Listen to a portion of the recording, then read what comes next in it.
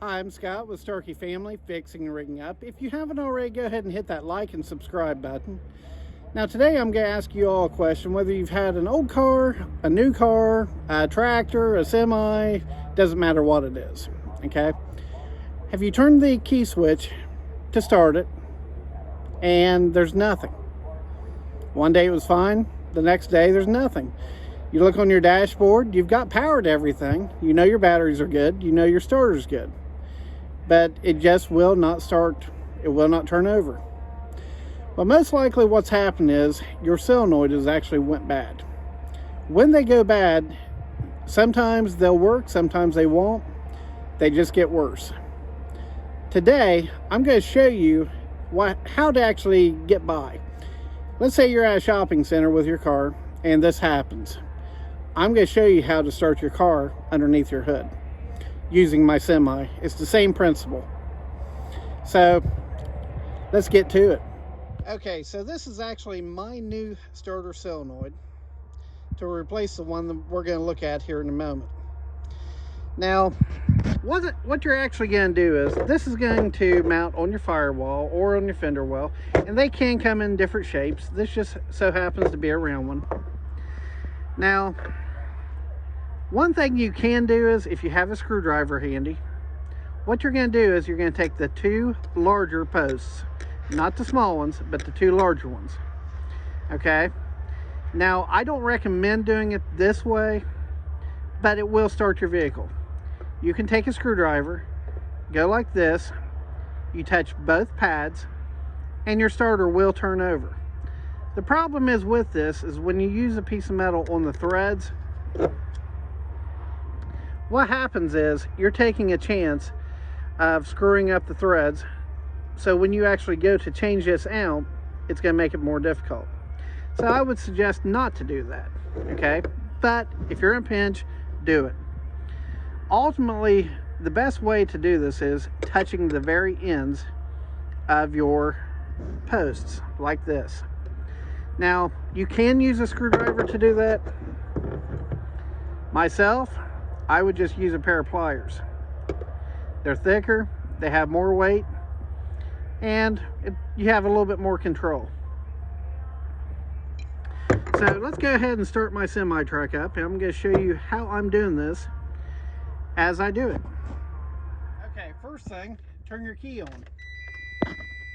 Okay, so mine is actually located right here on the back of the firewall, right here underneath the steering arm.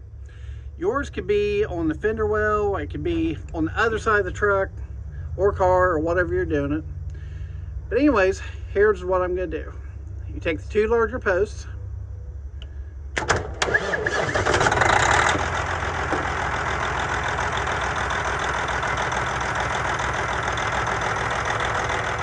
you saw, it was very easy. All you do is just touch the two larger posts and your starter activates. And then with your key switch on, all it's going to do is just start up the engine.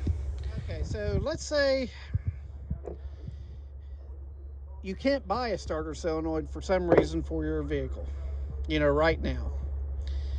Something else that you can actually do if you wanted to bypass it is, without having to come out every day with a pair of pliers or screwdriver, if you had a switch to mount on your dashboard, preferably a push button switch, not a toggle, and ran some wire out, 12-volt wire to this, you can put those two wires on here.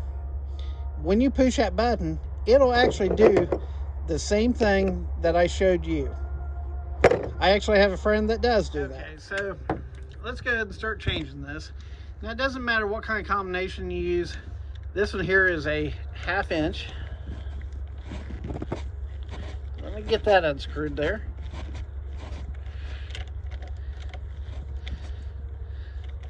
Okay, it's loosened up.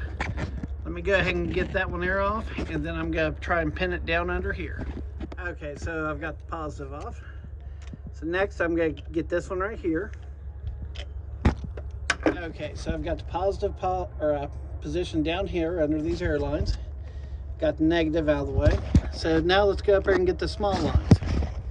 By the way, the larger ones are 1/2 inch and the smaller ones are 3/8 on my truck. Okay, I've got positive off there, so let's go back up and get the other negative. Okay, so I've got all the wires off. Now, I am going to tell you this. I did not disconnect my batteries, okay? I know what I'm doing. I know what can happen. But I am recommending that anyone that's watching this video and they're going to change out their solenoid, unhook your batteries, okay? Okay, so next thing we've got to do is we're going to have to take a drill and drill out the pop rivets that I put in there. Originally, those had bolts in there. And when you go to change this out, most likely you'll have to take a grinder in there and grind the heads off on the bolts because they'll be rusted up or they might just break off. So this right here is a full aluminum bracket. I just simply drilled a hole here and a hole here to make it larger. And to make it more simpler when I'm actually changing these out, if I have to later on, I'm just going to use pop rivets. They're easy to get in, easy to get out. Okay, so if you've never used a pop rivet gun, basically what's going to happen is this end here is what you're going to insert in the hole, and then this end you will insert into your pop rivet gun, if you want to call it. When you squeeze that in, this pulls this in, so it'll actually suck in like the little nail part a little bit. And what happens is it squeezes this and expands it out, and well, it just stays nice and secure in the hole. Very, very nice. But I will tell you, if you do invest in a pop rivet gun, make sure you get a nice one. You're not going to get a nice one for $10. That one there is just setting you up for something that's going to break. This one here was about $40, almost 15 years ago. So let's go ahead and drill out the old one. Okay, so all I'm going to do is just take my drill, put the drill bit on the head of the pop rivet,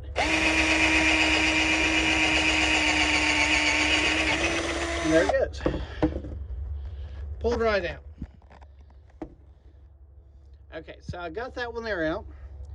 So I'm going to do the same thing over here on this top one, but since I only have two hands, I'm actually going to have to hold this old solenoid so it doesn't drop down, and then I have to crawl underneath and get it. So let me go ahead and drill this one out real quick. Okay, so the holes are cleared out.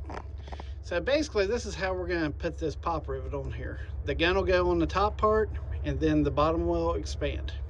Okay, so I've got the new one pop riveted on there. So basically all I'm going to do now is I'm going to take each wire one at a time and hook them back on there just like I took them off, and tighten them all down. Okay, so there's one wire on. So let me go ahead and go to the next. Okay, so there's both of the small ones on. So let me go ahead and get the larger. Okay, so there's the negative on there. So now let me go ahead and put the two positives on. Okay, so I've got all the wires on now. So basically all I'm doing is I got my ratchet. So I don't have as much room with that. That's why I used the screwdriver attachment. I'm just going through and make sure they're really tight.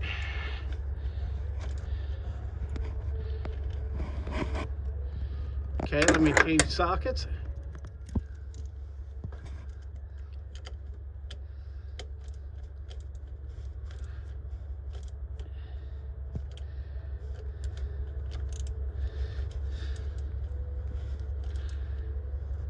Okay, they're nice and tight. So there it is. That's all there is to it. Okay, so let's see if the truck starts. In my truck, I've got to let the speedometer cycle where it's automatic.